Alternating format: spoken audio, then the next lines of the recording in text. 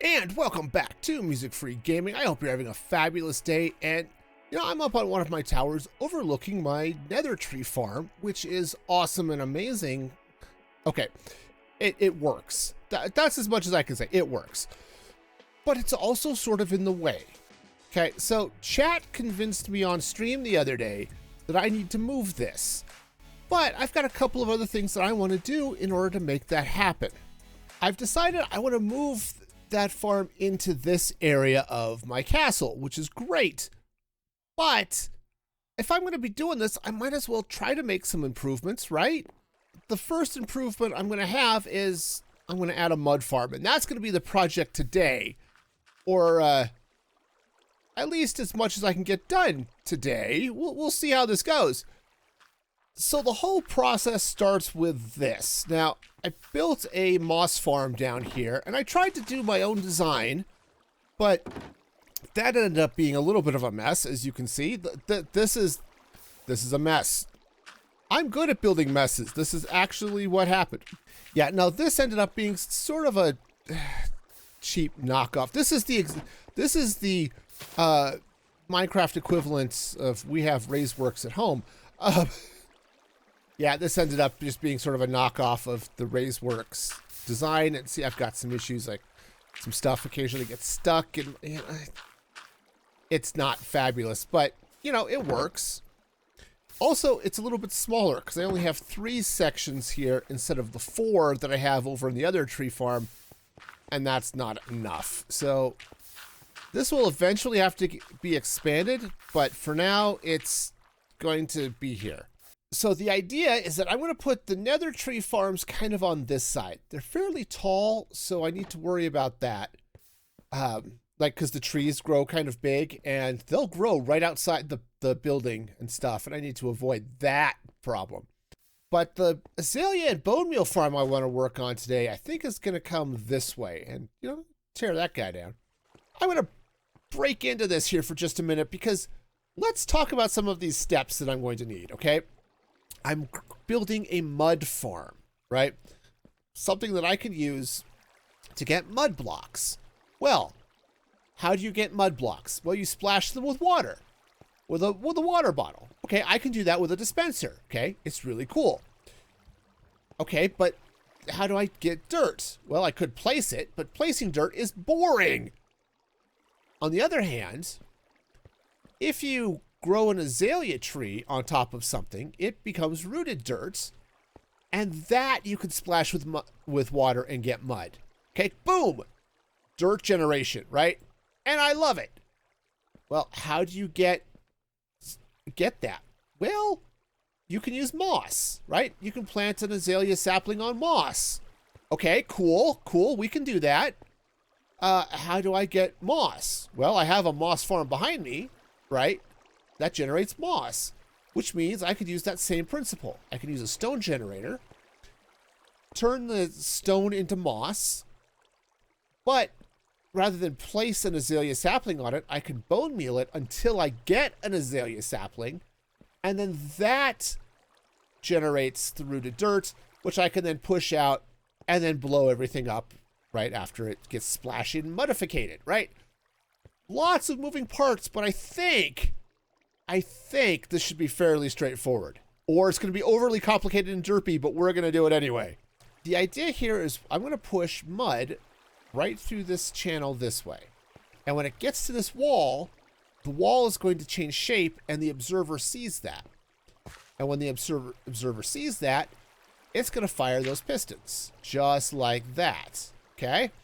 And those pistons will then push 2 rows of stuff right out this way. Okay, is it going to be slow? Yeah, but it'll work nicely, and I don't get strange observers watching pistons do things problems. So I think this is going to be fine. The next step is to actually start looking at generating the mud. So the idea here is we'll get water bottles that will, right, this will dispense into the mud block. We'll get water bottles that will then get sucked into that, right? Okay, I need to suck more. Or suck. There's a certain amount of suckage that needs to happen, and it needs to happen on a schedule that this might actually do. Hi, how much suckage are... Maybe I need to stop using the word suckage, okay? I think that's probably... Okay, no, let's just see if this works. So I may have done a thing, okay? I don't know if I trust this yet, but if I were to take some waters, right, some glass bottles and throw them in there, right, they'll go through here, and look at that, I'm getting water bottles spit back up into this machine. Okay. Huh. That's actually cool. I think I've actually done a thing. I've got a few too many water bottles, but that's okay. Right? Because I think that's not that dispenser. This dispenser is full. That hopper is full. And that's fine. So I'll just go ahead and let those despawn. But okay, I think I actually have a thing to do mud? Huh, cool. So I've got gamma override on just so it's a little bit easier to see what's going on because it's a little dim here. But I've got my water machine working, okay? 100% jank, but it's okay. I've got a little water bottle filter happening there. And as the water is, when I get an empty water bottle, right, it gets sorted down through here. And then eventually works its way up through this machine, okay? Got a dispenser here, which fills it from the water column, but will also dispense the full water bottles into the water column and then back up here, okay? Really great. Now, the idea is I'm going to be pushing mud across this way, or dirt across this way, like so, right? Now, other than the fact I got 2 clicks on that, that was... Oh, right, because I have nothing to push. That's right. There we go. Okay, this is fine, other than the fact I'm getting 2 blinks, which is causing it to spit out the water bottles. Okay, that's not great. But you can see it is absolutely modificating. So I just need to figure out a better detection system, and we should be good to go. What if I were to put it... This would be kind of cool, I suppose. If I were to put it here. Okay. So that it won't see this change. It just sees things get pushed. And see, once the system is primed, we should be okay. Okay, so let's give this a shot. Oh.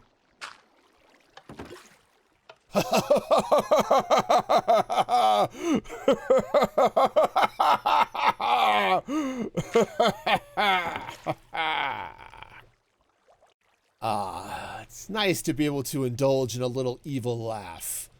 But yeah, so the idea is we'll just put some dirt here, hit the button, and it pushes across. And basically I just have this, I moved the observer over. So it's seeing the blocks come by, but it's not seeing the dirt change to mud. So it only pulses once, and everything is fun and exciting. Now, what we've also got coming over here, remember I had all this granite sitting here as my fake dirt? Well, as it gets pushed across, if I fire one more piece of dirt in there, right, this will push this over, and you can already see a couple of pieces of granite that are now pushing this way. Now, it's only so far I can go because of piston push limit, but that's the idea. Here's the way this is supposed to work, right? I've got a stone generator generating stone. Surprisingly enough, okay? Let's put that back because I wasn't supposed to break that. That was fine. So this is generating stone. Well, what happens is when I update this observer over there, I have a dispenser over here that bone meals this moss, which then turns this stone into moss, and, you know, makes stuff grow on top of it. Preferably Azalea saplings, okay? But of course, other things grow on top of moss, like grass.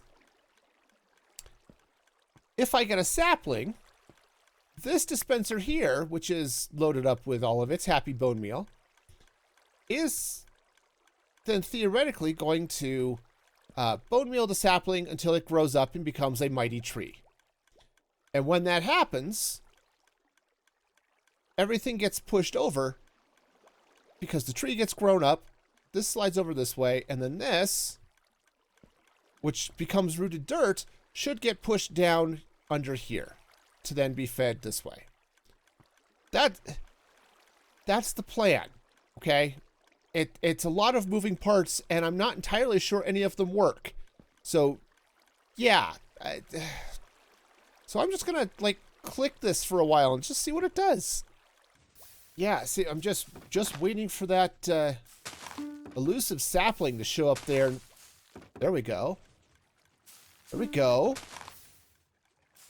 We got more rooted dirt. Obviously, we're getting some stone in here too, which kind of sucks, but...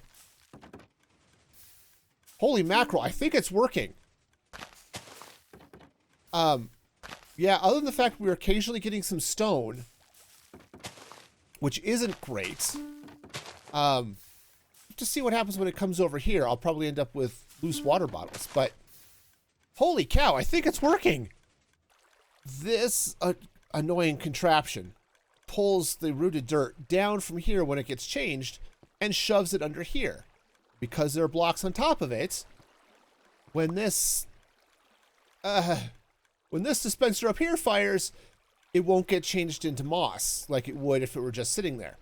Which is great, because then it can then just slide under all of this stuff and eventually become mud and everything is wonderful, right? That's the joy and excitement. So, great. The catch is everything's breaking, though, when I fall off. No, it's all breaking when this thing runs out of moss, runs out of bone meal. So right now I'm going to see if I can get a circuit in here to turn off a clock when it's out of bone meal. Okay? This will be great fun. We're going to enjoy it.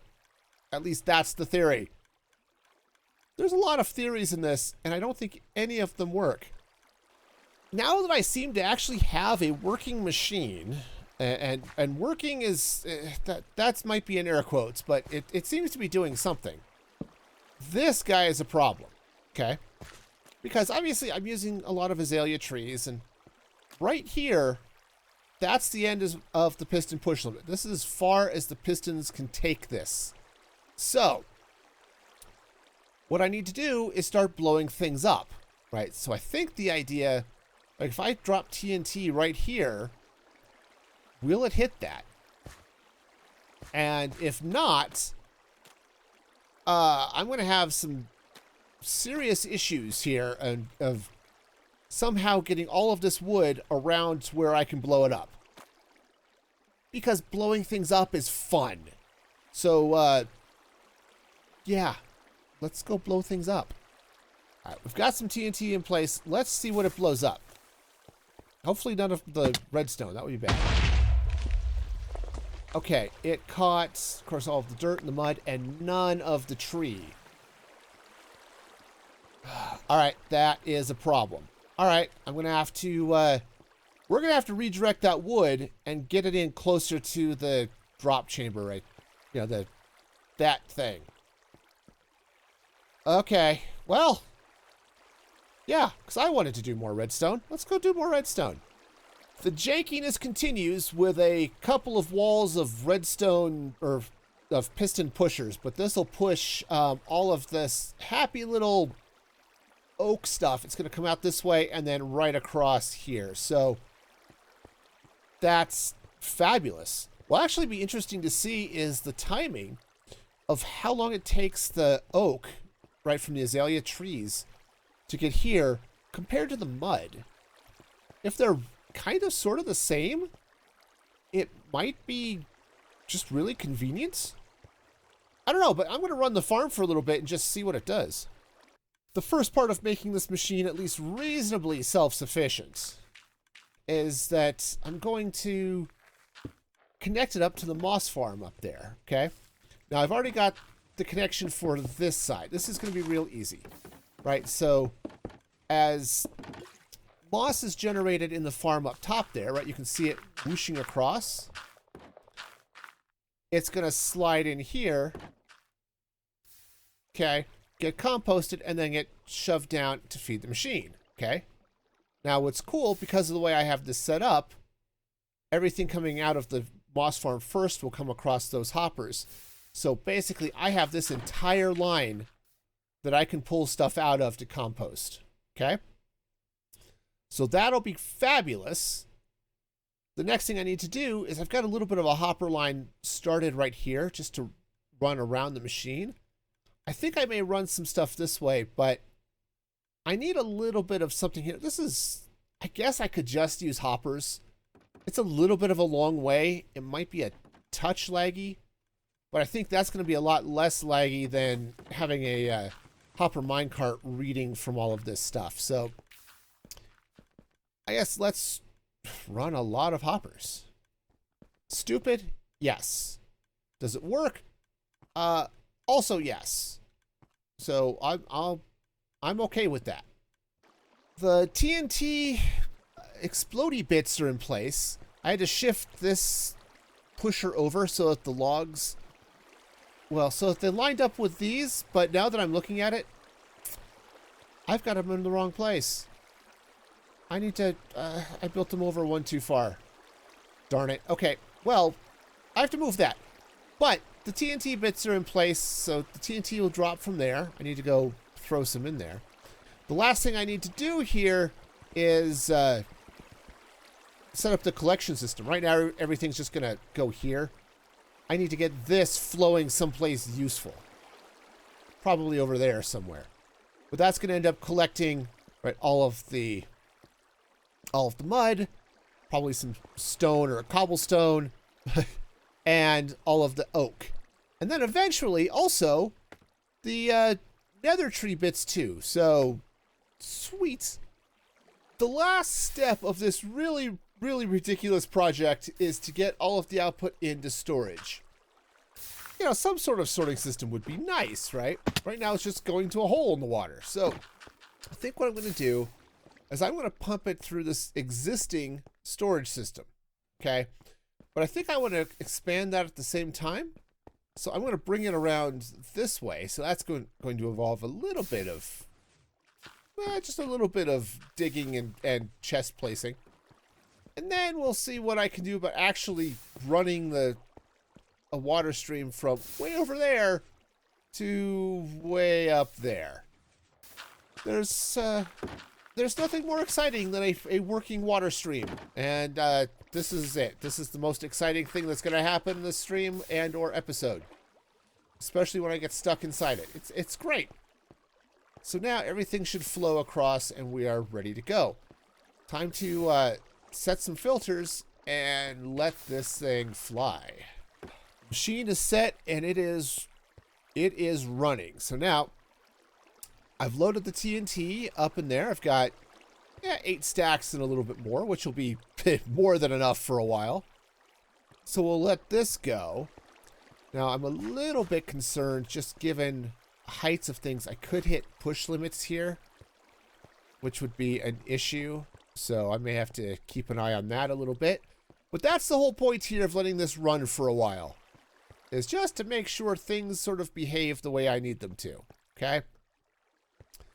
Which will be fine. So we're going to let this run, and while that happens, I think I'm going to see if I can get some nether tree stuff happening over here. So yeah, here's how this tower works. I've built up the warped tree farm here. We'll build up this side now. These are going to be fairly straightforward. All right, we'll come up 1, 2, 3. Something like that, and then just to make sure I've got enough. 1, 2, 3, 4, 5. 1, 2, 3, 4. Yeah, definitely need to go up one more, which is fine because counting is a thing that I can totally do. And yeah, absolutely, I can do it. It's not like I, can't count or anything like that. Okay, cool. So this will go this way. So anytime a tree grows, and if I have bone meal in here, it'll complete the circuit and push the tree out just like that.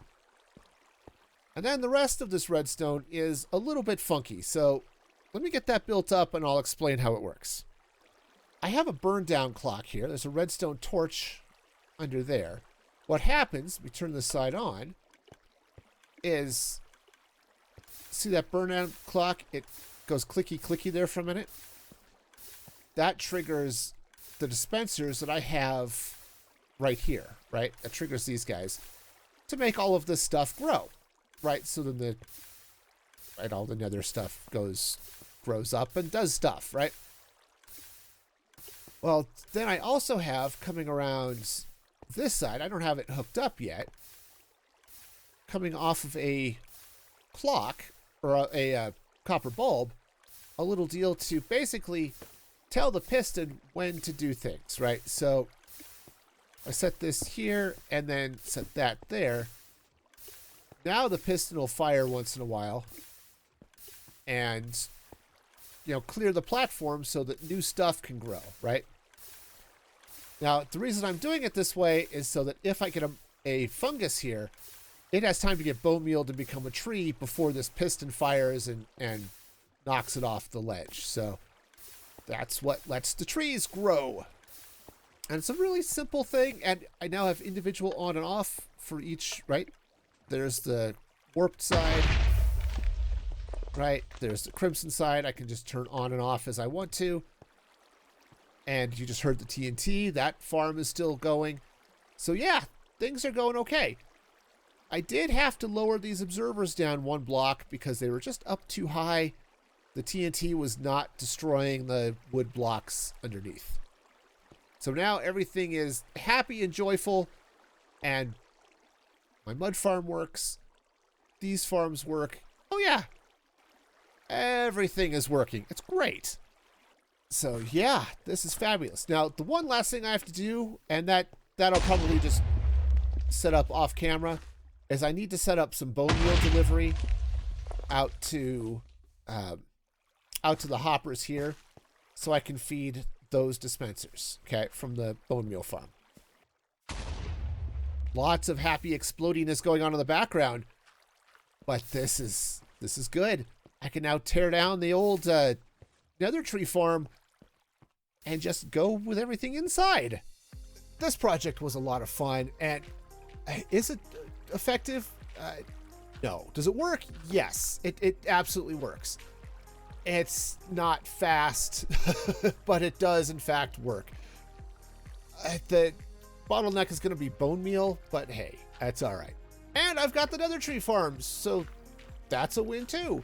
And if you like winning, like the video, subscribe to the channel, and until next time, be excellent to each other. And this is Music Free Gaming signing off.